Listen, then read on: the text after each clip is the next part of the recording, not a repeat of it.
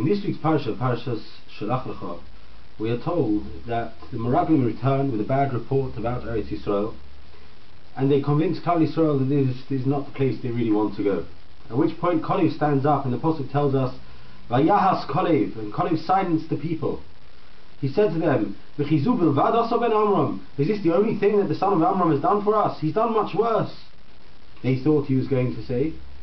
And then he proceeded to tell them about what a wonderful place Eretz Yisrael really was. The Meraglim, hearing this, immediately return, as you see from the Psukim, to again speaking Lashon Hara about Eretz Yisrael, in order to stifle the good words that Kolev had said. Chazal tell us, and we see this in Rashi a bit later on in the Parsha, that because of what Kolev did, because of the silencing of Klal Yisrael, of the Meraglim, he merited to a great reward. And Rabbi Yechiel Emanuel asks, what did he do already? He managed to keep Klal Yisrael silent. He managed to keep the Meraglim quiet for a few minutes. And did it have any effect? Not really. They immediately returned to complaining. Says Rabbi Yechiel Emanuel, for a few minutes, however, there was silence.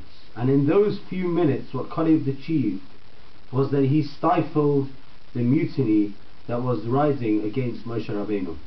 He stifled the uprising, and he managed to dampen the complaints that were brought by the Meraglim.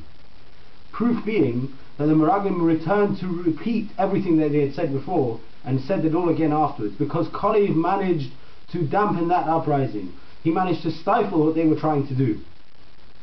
Perhaps it didn't last, but in those minutes he removed the complaint. Says Rabbi Yechiel, one never knows what one can achieve in a few minutes or with a small action. Perhaps we don't see results from that action. We don't see results from the few minutes of a good deed.